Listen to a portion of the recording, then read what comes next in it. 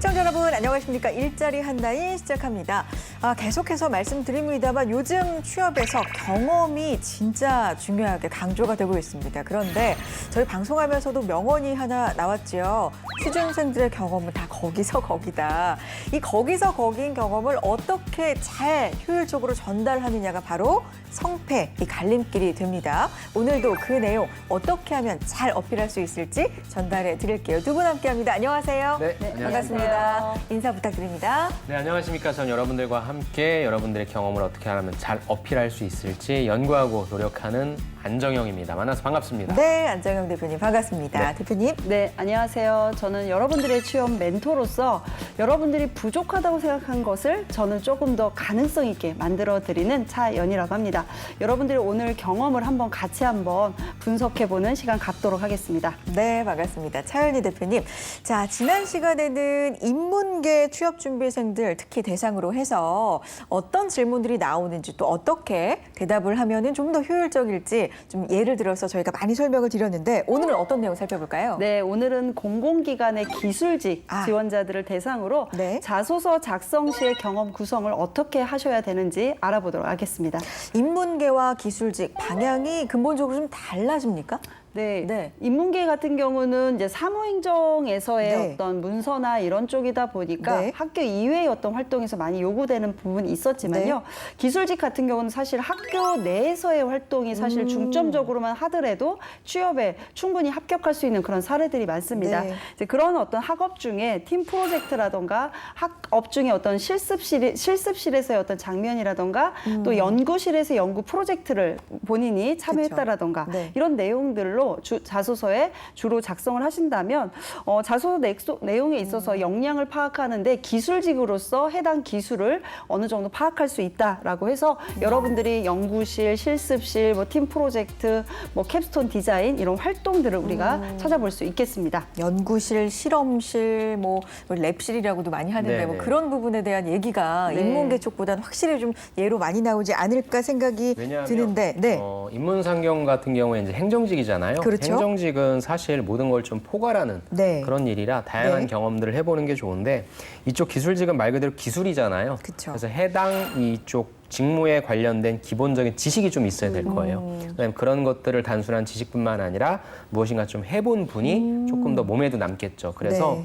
인문상경은 좀 약간 포괄적이다라고 한다면 이쪽 기술직은 약간 좀 핀셋으로 네. 그거에 관련된 부분을 해놓으면 조금 더 좋을 것 같다. 그 관점으로 경험을 좀 한번 생각해 보시는 게 좋을 것 같습니다. 오늘 관전 포인트는 포괄적 대 핀셋처럼 이렇게 그렇게 생각하시면서 보시면 또 좋을 것 같네요. 자, 구체적으로 들어가 봅니다. 공공기관에서 출제된 질문을 던진 자소서의 질문이에요. 어느 기관 볼까요? 네, 네. 국가철도공단입니다. 네. 목표를 달성하는 과정에서 예상치 못한 문제가 발생했던 사례를 기술하고 네. 타인과 다른 방법으로 해결했던 경험을 구체적으로 기술해 주십시오라고 했습니다. 역시나 예상치 못한 문제 나오고요. 네. 해결 나오고 이런 건 좀 익숙하거든요. 네. 기술직이다 보니까 어떤 네. 식으로 좀 풀어가면 좋을까요? 네, 지금 말씀하신 포인트처럼요. 네. 목표가 무엇이었는지를 네. 1차적으로 좀 제시를 했으면 네. 좋겠고요. 그때 말씀하신 예상하지 못한 문제가 이제 뭔가 네. 삐걱거리는 상황이 생기는 네. 거죠. 그때 혼자 하는 게 아니라 타인과 같이. 그러니까 이 상황 자체는 혼자 무언가를 하다가 잘못된 게 아니라 네. 타인과 함께 공동으로 무언가를 하는데 목표를 가지고 하는데 이때 예상치 못한 일이 생겨서 네. 타인과 조금 해결 방법을 같이 좀 의논하고 그런 과정이 필요한 그런 제시를 좀 더 필요로 한다라는 거죠. 이제 그렇다면 저는 이제 캡스톤 디자인을 조금 예를 좀 네. 들고 싶습니다. 우리가 학업 중에 캡스톤 디자인 어떤 공대생분들은 많이 하게 되는데요. 네. 그 캡스톤 디자인에서 내가 만약에 IT면 IT에 대한 어떤 기능적인 예를 들어서 인공지능에 대한 어디까지의 목표를 두고 있다. 인공지능의 어떤 기술적인 얼굴 인식을 통해서 인공지능화하는 그런 걸 우리가 목표를 두고 네. 있었다. 그래서 거기에 필요한 툴들을 네. A, B, C라는 툴들을 적용해서 사용해 봤으나 그게 이제 될 줄 알았는데 시범 테스트를 해보니까 네. 그게 생각처럼 얼굴 인식이 안 되는 거예요. 네. 예를 들어서 이제 그러다 보니 왜 그런지를 이제 타인과 함께 다양한 요소별로 이제 뭐 각각의 타인이라 하면은 전공에 있어서 네. 분야가 좀 더 전문화됐으면 좋겠어요. 네. 그래서 그런 부분을 데이터를 뭐 계속 유추해서 분석을 해봤다라던가 아니면 어떤 분석 툴에 대한 어떤 적용의 문제였는지 이런 걸 각각 역할을 맡아서 그런 부분을 해결하는 그런 과정으로 작성해 볼 수 있지 않을까라고 말씀드리고 싶습니다. 캡스톤 디자인 좀 저는 생소한데 아, 예. 공대생 분들은 좀 네. 익숙한 그런 그러니까 하나의 부분이겠죠. 어떤 실제 사례처럼 네. 하나를 본인들이 사업화한다라고 네. 생각을 하고 만들어 보는 거죠. 아, 그 실제 그렇군요. 어떤 사물이나 어떤 네. 프로젝트의 어떤 결과물을요. 네. 그래서 네. 여기는 네. 그러니까 단순히 어떤 지식적인 부분에 있어서 목표를 설정하고 네. 공부 뭐 성적을 잘 받았다라는 것보다도 네. 이분 여기서는 이제 만들어내는 거, 네. 그렇죠? 실질적으로 구현해내는 거, 눈으로 볼 수 있는 거 그런 쪽으로의 소재를 생각해 주시는 게 조금 더 좋을 것 같아요. 구현해내는 거. 네네. 꿀팁을 또 주셨습니다. 네. 다음 기관 넘어가 볼게요. 네. 한국가스공사입니다. 조직 또는 팀의 공동 목표를 달성하는 과정에서 자신과 의견이 다른 사람과 갈등이 발생했던 사례를 작성하고 갈등을 해결하기 위해 상대를 또 설득했던 구체적인 아. 행동을 기술해 주십시오라고 했습니다. 이것도 익숙합니다. 뭐 갈등도 있고 네. 해결하기 위해서 구체적 행동, 설득, 그렇죠. 뭐 네. 이런 게 나와요. 이 부분은 안 대표님부터 좀 의견을 들어볼까요? 이거 어떻게 했으면 좋을까요? 그러니까 요거 같은 경우에는 네. 저는 일단 위에서는 어떤 소재라고 하는 부분이 조금 중요했다라고 한다면 네. 밑에 있어서는 여러분들의 어떤 액션, 그 과정. 저번 시간 우리 차 대표님이 말씀하신 게 이제 그 업무 처리 과정이었잖아요. 네. 그거에 대해 조금 집중하는 게 좋을 것 같아요. 왜냐하면 이공계 기술직 분들은 단순히 여러분들이 기술만 요하는 게 아니라 정말 다양한 사람들과 협업을 하거든요. 그렇죠. 특히 내부자들과 함께. 그럼 그 협업을 할 때 어떻게 의견을 잘 조정해서 끌고 들어가는지 설득하는지 이런 부분들에 있어서 체크를 한다고 본다면 일단 저는 갈등이 왜 발생했는지에 대한 원인이라고 하는 부분을 좀 간단하게 언급해 주시고 그다음에 여러분들이 그러면은 그걸 내가 설득할 때 거의 여러분들은 첫 번째 어디로 수렴되냐면 의사소통으로 수렴될 거예요. 야, 문제의 원인이 그렇죠, 무엇인지 그렇죠. 빨리 공감하고 그렇죠. 그래서 소통해서 그래서 아, 내가 뭔가 오해했구나. 네. 그래서 뭐 이런 식으로 가는 부분이 있고요. 아니면 철저하게 이게 내가 맞는 쪽이에요라고 한다면 여기서 여러분들 강조할 수 있는 게 바로 여러분들 대인관계 중에 리더십이라고 하는 부분도 있을 수 있겠죠. 그래서 나는 여기서 직업기초능력 중에 어떠한 부분을 강조할 것인가를 설정하신 다음에 그런 과정에서 내가 의사소통을 하셨던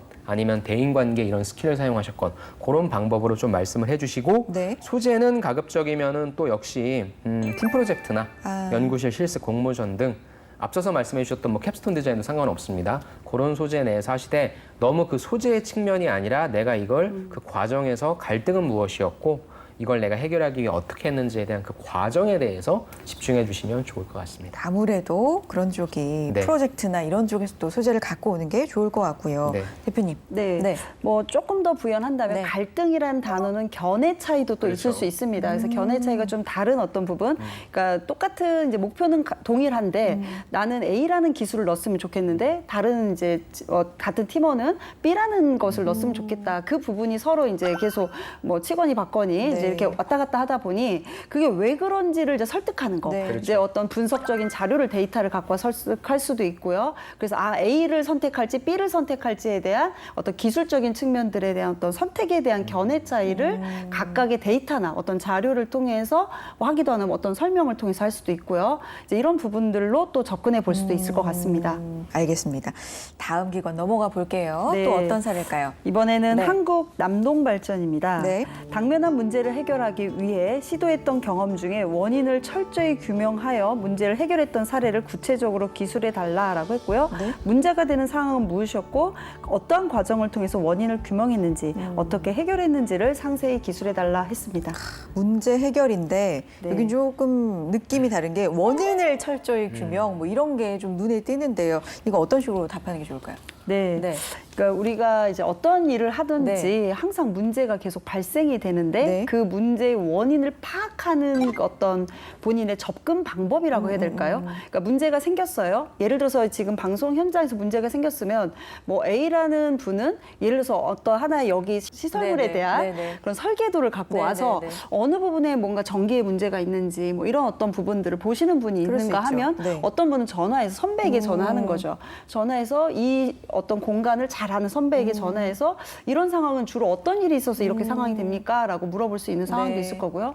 어떤 분은 그냥 직접 그 해당하는 것을 찾아보고 네. 본인이 조작해서 하려고 할 수도 있는 거고요. 이제 그 문제에 대해서 어떻게 접근하고 그것을 파악하는 방법론 저는 좀 이런 부분에 대한 포인트를 물론 이제 뒷부분에 대한 것도 네. 있습니다만 이제 이 부분을 좀 잘 작성하면 좋을 것 같다라는 생각이 듭니다. 자, 그러면 지난 시간에도 두 분께서 현장에서 들었던 뭐 면접 대답이나 자소서 답변 중에서 좀 인상적이었던 거 설명해 주셨을 때 좀 와닿았었는데 기술직도 있으실 것 같아요. 하나씩 좀 예를. 저는 뭐 기술직 분들은 다 대한민국에 있는 대학교를 나와서 비슷한 교육 과정을 밟고 비슷한 자격증을 따고 해서 다 네. 비슷비슷한데 네. 어디에서 조금 귀가 튀었냐면 내가 이 회사를 되게 오고 싶어서 그 사업장을 방문을 했다라고 네. 하는 얘기를 하시더라고요. 근데 사실 기술직 분들은 사업장에 들어올 수가 없잖아요. 보안 시설이고 그쵸. 여러분들이 회사를 들어간다는 게 다 보안문이 돼 있으니까 그래서 그게 불가능한데 정말로 가고 싶어서 해당 공공기관이 하고 있는 그 공공기관은 전국적인 사업장이 있는 곳이었는데 여기지사를 내가 갈 수 있는 데까지 봤다. 그러니까 와 대단한데 하는데 이제 옆에 계시는 실제 평가자분 너무 좋아하시더라고요. 그렇지. 그러면서 그 친구는 합격을 했어요. 네. 물론 그것 때문에 합격한 건 아닌데 자꾸 전 여러분들이 기술직 분들은 정말 심플하게 생각하면 다 똑같아요. 우리 초반에 얘기한 뭐 비슷비슷한 경험이잖아요. 그러면 어디에서 변별력을 낼 것인가? 어느 누구도 회사 지원 동기, 내가 진짜 여기에서 왜 뭘 해보고 싶은지에 대한 부분에 깊이 있는 고민을 별로 안 해요. 기술직이니까. 근데 이걸 역이용해서 난 정말로 가보고 싶어서 회사까지 가봤고 진짜 내 마음 같아서 회사 들어가고 싶었는데 뭐 보안상 못 들어갔다 이런 부분들에 대한 어필 전 그게 그렇게 기억에 남더라고요. 그러니까 그게 맞다 틀리다를 논하기 전에 비슷비슷한 지원자들 중에 누구를 선택해야 될 때는 그래도 우리 회사 오고 싶어서 그렇죠. 조금이라도 노력하는 네. 친구가 더 이뻐 보이더라고요. 그래서 그런 점도 여러분들이 좀 한번 생각을 해보시면 좋을 것 같습니다. 사람이 뽑는 거잖아요. 그렇죠. 사람 마음이 다 그렇죠. 비슷합니다. 나 좋다고 하는 사람을 그러니까요. 우리 회사에 얼마나 오고 싶은지. 맞습니다. 그렇죠? 대표님. 네. 이제 저는 약간 면접에서 조금 물론 자소서 얘기를 하지만요. 기술직 분들 중에 면접에서 이렇게 긴장 많이 하세요. 말씀하는 게 어렵다 보니까 정말로 실제 면접 갔을 때 말 더듬으시고 막 땀 삐질삐질 흘리시면서 막 손이 막 땀이 나가지고 막 긴장한 모습이 보이지만 합격합니다. 그렇죠. 예, 기술직이기 때문에 이제 그분의 긴장 상태를 기술직은 보는 게 아니라 좀 더 차분하게 얘기해 볼 수 있는 기회도 주고 하기 때문에 말을 못 하신다고 해서 떨어지지 않다라는 거 기술직은 좀 전제해 두고 싶고요. 기억났던 자소서 내용은요. 기계직 하는 친구인데요. 이 친구가 1학년 때 대학교 1학년 때 우연히 드론이라는 것을 자작 동아리를 이제 참여했었는데요. 이제 그 자작 동아리를 통해서 드론을 이렇게 조작해보고 이제 이랬던 경험이 있었는데 그걸 실제적으로 기계직으로서 지원을 하면서 드론에 대한 이야기를 했는데요. 최종 면접에서 경영진 부분이 이제 추가 질문을 했습니다. 그 내용을 썼어요. 드론 조작한 내용을. 근데 기계직하고는 무관한데 그 내용을 쓰면서 드론을 통해서 우리 회사에 어떻게 적용하면 좋겠냐라고 하니까 시설 점검을 하는데 앞으로 열 저감이나 이런 부분들이 사람이 직접 하기에는 열에 대한 어떤 어려움이 있으니까 드론을 통해서 본인은 했으면 좋겠다라고 이제 과거에 요즘에는 그렇게 하고 있습니다만 이제 그런 얘기를 하면서 상당히 긍정적인 평가를 받았던 경험처럼 뭐 최근에는 예를 들어서 도로공사 같은 경우는 자율주행에 대한 관심을 많이 갖고 있으면 되는데요. 토목직이 자율주행을 그러니까 이런 IT 기술이었던 거죠. 네. 그래서 최근에는 본인이 그 경험한 그 전공뿐만이 아니라 융합할 수 있는 해당 공공기관 융합하고 있는 그런 기술에 대한 관심도 정도만이라도 작성을 하신다면 상당히 긍정적인 평가를 받는 것 같습니다. 그렇군요. 현장이 분위기가 그렇다는 걸 두 분의 예시를 통해서 알 수 있었고요. 자, 일자리 한다인 함께하고 계십니다. 공공기관, 특히나 기술직 취업준비생 분들에게 실제 예를 들어서 지금 방향 잡아드리고 있어요. 잠시 후 뵙죠. 다시 일하고 싶은 여성들을 위한 정보 알려드립니다. 여성 새로 일하기 센터, 세일센터라고도 부르는데요. 이곳은 여성의 경력 단절 예방과 경제활동 촉진을 위해 설치된 여성가족부 지정기관이기도 합니다. 현재 전국에서 159곳이 운영되고 있으며 직업상담, 구직지원, 취업 사후관리까지 경력단절 여성에게 필요한 지원을 종합적으로 제공하고 있는데요. 새로 일하고 싶다면 이 여성 새로 일하기 센터의 도움을 받아보시면 좋을 것 같습니다. 집단 상담 프로그램을 통해 적성에 맞는 분야를 찾을 수 있도록 도와주고 직업 교육 훈련을 통해 정보기술, 디자인, 콘텐츠, 회계, 문화기획 등 다양한 분야의 기술을 익힐 수 있는 과정을 준비해 놓고 있습니다. 그 외에도 세일 여성 인턴 제도도 활용해 볼 만하죠. 이 인턴 제도는요, 경력 단절 여성이 직장에서 원활히 적응할 수 있도록 인턴 기회를 제공한다는 취지로 도입된 건데, 인턴 채용 기간 3개월간 급여 일부를 지원하고 정규직 전환 이후 6개월 이상 고용을 유지하면 기업의 고용장려금 80만 원, 인턴에게 장려금 60만 원을 지급하고 있습니다. 특히 직업훈련은 일반 과정부터 전문 기술, 기업 맞춤, 고부가 가치 등 여성 기업의 수요에 기반한 유망 직종 과정을 다양하게 운영하고 있는데요. 최근에는 이 직업훈련센터를 개소해 센터를 직접 방문하지 않고도 여성이라면 누구나 무료로 온라인 과정을 수강할 수 있습니다. 게다가 취업이 끝이 아닙니다. 사후 관리도 세일센터의 주요 프로그램인데요. 새로 취업한 사람에게는 첫 1개월에서 2개월, 3개월에서 6개월, 1년, 3년 등 주기적으로 찾아오는 고비를 잘 이겨낼 수 있도록 각 시기에 맞는 노무 상담을 준비해 취업자가 새 직장에 잘 안착할 수 있도록 지원하고 있다고 합니다. 새로운 도전을 시작하려는 여성분들, 여성 새로 일하기 센터의 다양한 지원들 잘 활용해 보시면 어떨까요? 일자리 한라인 함께하고 계십니다. 기술직 분들 계속해서 주목해 주시면 좋을 것 같아요. 또 다른 게 뭐가 있을까요? 네, 이번에는 한국 중부발전입니다. 네. 지원자 본인이 자신이 속 집단뿐만 아니라 주변 사람, 집단까지 고려하고 배려하는 사람임을 잘 나타내는 최근 5년 이내 사례를 기술해달라고 했습니다. 야, 최근 5년 이내 네. 배려심을 보여달라. 대표님 어떻게 접근해야 돼요? 그러니까 아까 또 제가 말씀드렸던 갈등 조정과 좀 비슷한 거죠. 다른 네. 사람들과 같이 협업을 해야 되는데 내 얘기만 옳다라고 주장할 수는 없겠죠. 상대방의 의견을 좀 받아들일 수 있는 거라 일단 배려니까 또 누군가를 배려한다 하면 봉사활동이라고 하는 부분 생각날 수 있을 것 같고요. 또 너무 우리 기술직 지원하시는 분들이 너무 그 직무에 연관된 것만 하실 수 있으니까 조금 이제 숨도 좀 쉬어라.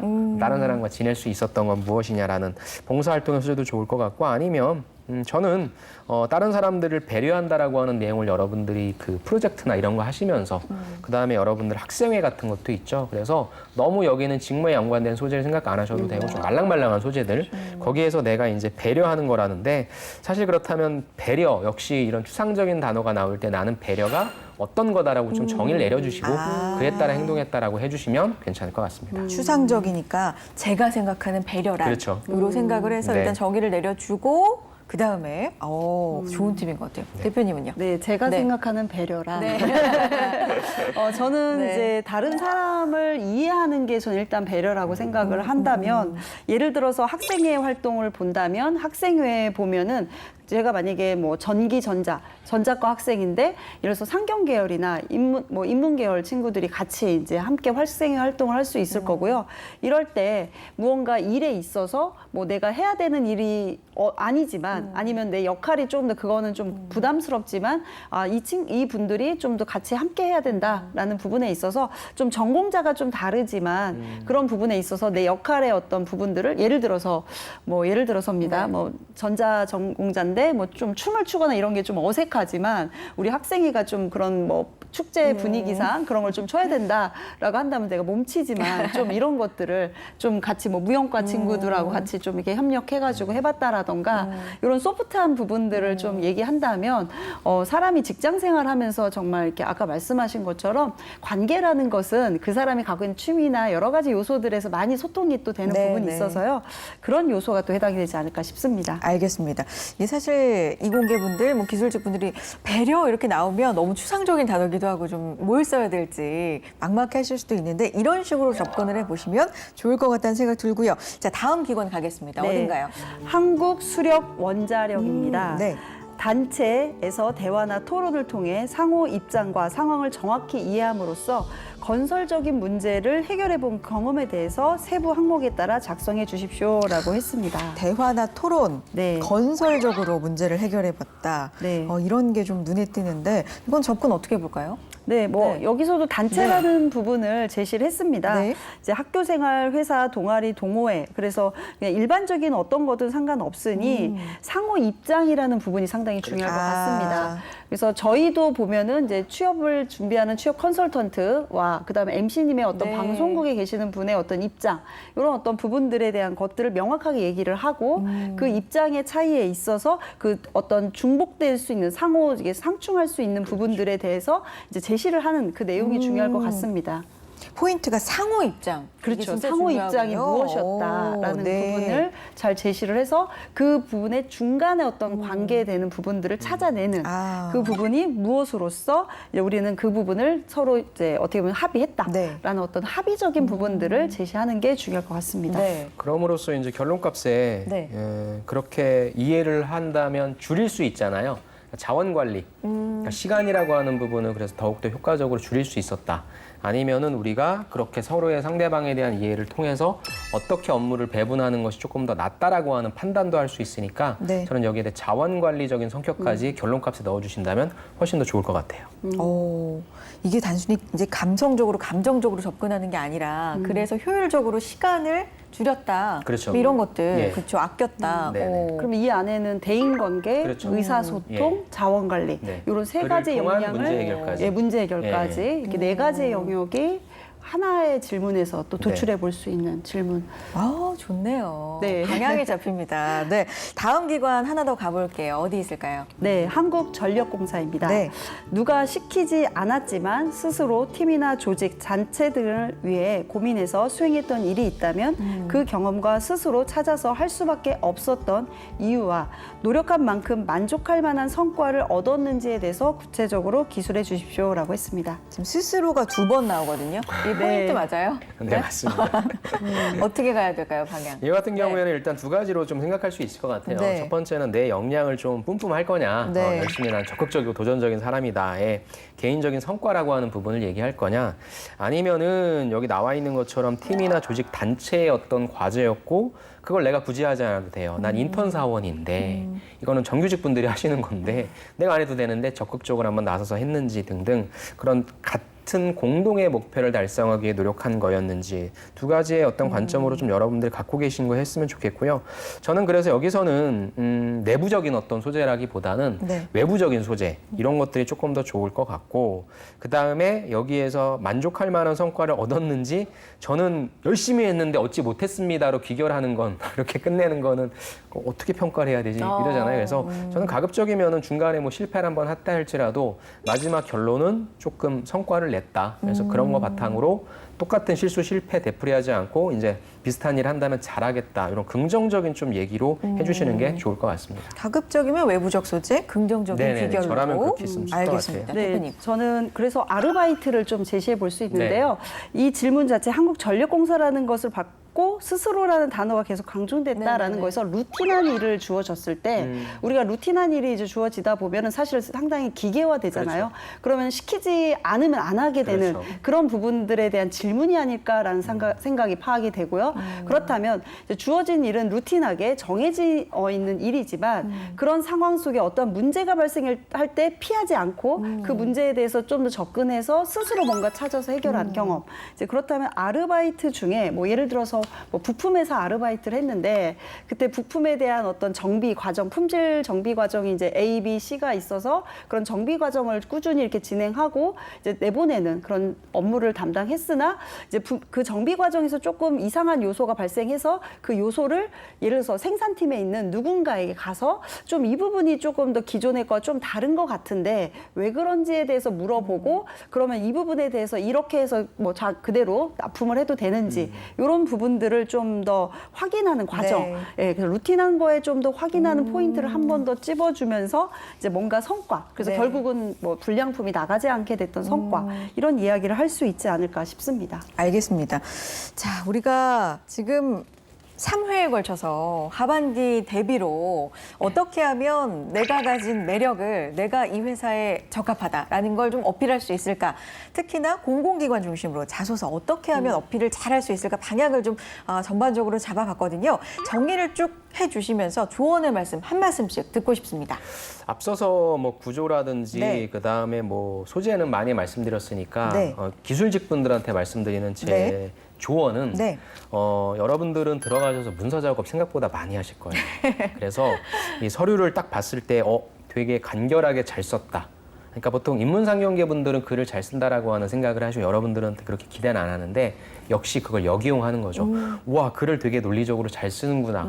이런 부분들이 또 평가자분들한테 좋은 인상을 줄 수 네. 있으니까 여러분들이 논리적이고 간결한 글 쓰는 방법 그런 것들을 습득하셔서 자꾸 연습해 보시기 바랍니다. 그런 부분이 된다면 확실히 좀 차별화가 되고 그렇죠. 그렇죠. 문서 작업 많이 하십니다. 맞아요. 하시면. 네, 대표님. 우리가 자소서 작성할 때 스타 구조로 많이 작성을 합니다. 네. 경험에 대해 쓸 때요. 그때 상황에 대해서는 거기서 거기다라고 저는 말씀을 드릴 수 있고요. 아까 대표님도 뭐 계속 회차에서 말씀하셨지만 태스크 부분에 대한 건데 어떠한 부분을 제기할 거냐라는 부분을 여러분들이 의미를 잘 부여하시고 그 의미 부여된 그 태스크에 대해서 어떻게 나는 남다르게 행동할 것이냐라는 부분에 대한 생각을 좀 더 깊이 하신다면 어떠한 경험이든 여러분은 합격할 수 있다라고 말씀드리겠습니다. 지난 시간부터 마무리로 거기서 거기라고 해주시는데 진짜 와닿아요. 네. 이걸 어떻게 방향을 잡고 잘 어필을 하느냐가 중요하고요. 세 차례에 걸쳐 저희가 방향 한번 잡아봤습니다. 다음 이 시간에도 이런 기회가 되면 알찬 시간 마련해 보겠고요. 안정영 대표님, 차현희 대표님과는 여기서 인사 나누겠습니다. 두 분 말씀 고맙습니다. 네, 수고하셨습니다. 감사합니다. 일자리 한다인 오늘 저희가 준비한 내용은 여기까지입니다. 다음 이 시간에도 알찬 내용으로 인사드리죠. 함께해 주신 여러분 고맙습니다. 다양한 지자체의 취업 지원 프로그램들 중 눈에 띄는 것을 소개해드리고 있는데요. 오늘은 부산입니다. 바로 취업 앵커, 앵커가 뭔지 아시나요? 바로 배나 설치물을 단단히 정착시키기 위한 보조장치를 앵커라고 하는데요. 자기 주도적으로 취업을 준비하는 부산 지역 청년을 대상으로 취업 준비 비용과 고용 서비스를 지원하여 청년 취업 지원 및 고용 창출을 확대하기 위한 프로그램입니다. 신청 대상은 부산에 거주 중이면서 취업을 준비하고 있는 청년으로 만 18세 이상, 만 34세 이하 청년이고요. 지원 내용은 취업 청년 대상 최대 150만 원이 지급됩니다. 공고일 이후 취업한 부산 지역 청년에 한해 지급 심사를 거쳐 선정하는데요. 접수 기간은 연간 상시 이뤄지고 있습니다. 신청 방법은 홈페이지에서 신청서 다운로드, 그리고 신청서 작성, 이메일 제출하시면 되고요. 부산인재평생교육진흥원, 부산청년플랫폼 등에서 확인이 가능합니다. 접수는 부산인재평생교육진흥원 미래청년단으로 문의하시면 됩니다. 여러분의 취업 여행의 든든한 앵커가 되어드릴 2021 부산 청년 취업 앵커 잘 알아보시고 지원해보시길 바랍니다.